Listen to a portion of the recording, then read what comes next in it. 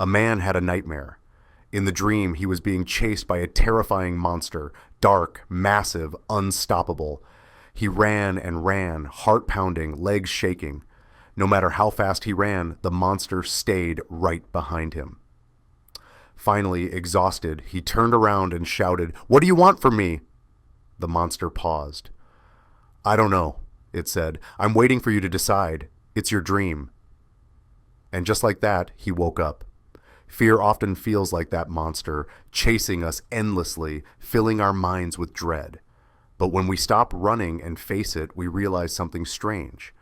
Fear doesn't always know what it wants. It feeds off our reaction. It grows in the shadows of avoidance, but shrinks in the light of awareness.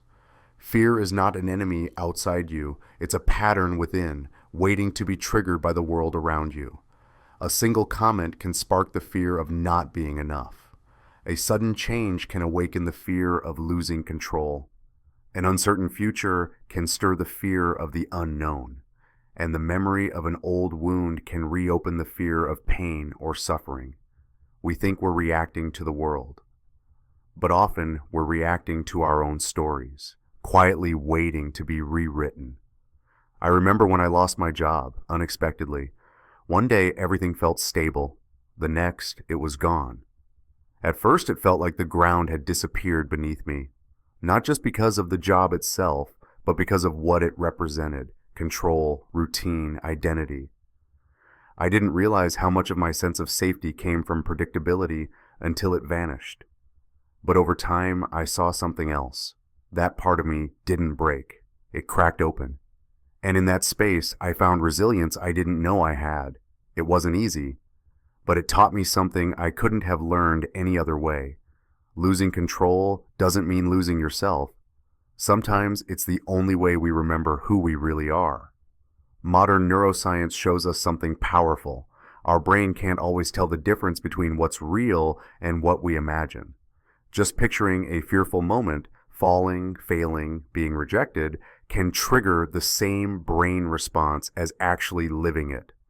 Fear begins not in the outside world, but in the inner world of our thoughts. Another study showed that imagined threats can trigger the same stress response as real ones. Heart rate rises, muscles tense, breathing becomes shallow, like when someone avoids relationships. Not because they don't want love, but because their first one ended in betrayal. Now, whenever someone gets too close, their nervous system rings the alarm. Not because this new person is unsafe, but because the body remembers what it felt like to be hurt. The mind gets triggered when it believes it recognizes a threat, something in the present that feels from memory deeply damaging or dangerous. These triggers are clues, secret guides to our personal histories. They point not just to what hurts us now, but to what once hurt us deeply. The tragedy of being triggered is that the mind forgets the difference between then and now. It confuses the pain of the past with the present moment, failing to recognize that what once overwhelmed us may no longer have the same power. We fear repeating the past. We fear being seen the way we once were. We fear being hurt again in the same familiar way. Even if life mirrored past pain, we are no longer powerless. Being triggered robs us of that truth. It blurs the line between memory and reality, and in doing so, takes away our ability to respond with clarity and confidence. As Einstein is often quoted, "We cannot solve our problems with the same thinking we used when we created them." When fear rises, our instinct is to react from the same place that fear was born, from old patterns, old wounds, old stories. But healing doesn't happen there. To truly overcome fear, we need a new mind. Not a mind stuck in survival, but one rooted in awareness. Not the voice of panic, but the voice of perspective. Because fear thrives in repetition. But growth begins the moment we dare to think differently. You must literally rewrite your agreement with reality. Take someone who once had a harsh, critical boss. Now, years later, they're in a healthier work environment. But every time they get feedback, their chest tightens. They read criticism even when none is there.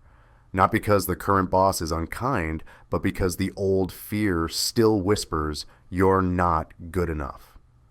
If they keep reacting from that place, defensive, anxious, withdrawn, they stay trapped in the same loop.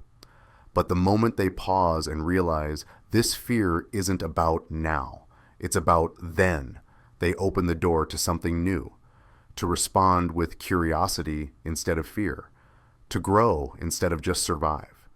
This begins with the courage to admit, I was wrong. That way of thinking didn't work. Not with guilt or shame, but with clarity and responsibility.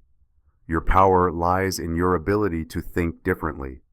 We now carry more strength, more wisdom, and more ways to respond.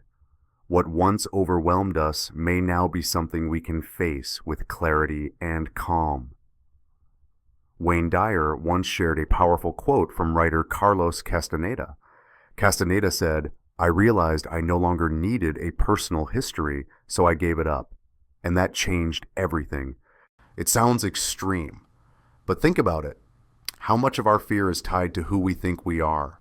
Our failures, heartbreaks, childhood pain, the stories we tell ourselves over and over. We carry the past like luggage, dragging it through every relationship, every opportunity. Sometimes we even open the bag, pull out the same wound, and wonder why life still hurts. But what if we could choose differently? What if we could thank the past for its lessons, then let it go? Not by pretending it didn't happen, but by no longer letting it define us. Because fear often lives in memory, but freedom lives in the present. There's a Zen story about a soldier who burst into a temple, sword in hand. He shouted, "Don't you know I can kill you without blinking an eye?" The Zen master looked at him calmly and replied, "And don't you know I can die without blinking an eye?" In that moment, there was no fear, no past, no future, just presence, complete freedom. And here's what we often forget.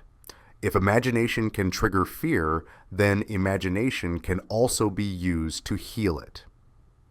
Visualization, mindfulness, rewriting the story. These aren't just poetic ideas. They're tools that can literally rewire the brain. So let's try a simple visual mindfulness practice together. Take a deep breath in and slowly exhale. Now imagine above your head a soft golden light, warm like morning sunlight, gentle like a whisper. It begins to pour down slowly, touching the crown of your head, and as it enters, it brings warmth, calm, safety. This light moves gently downward, flowing through your face, your shoulders, your chest, washing through your arms, down your spine, into your legs, all the way to your feet, your toes, your whole body now filled with light. Imagine this light softening every part of you, melting away fear, tension, worry, like sunlight melting ice. Your body becomes light, your heart becomes soft. There's no need to hold on, just let the warmth flow. In this moment, you are safe, you are here, you are free. If this spoke to you, take a breath and share it. Thanks for watching. See you in the next one.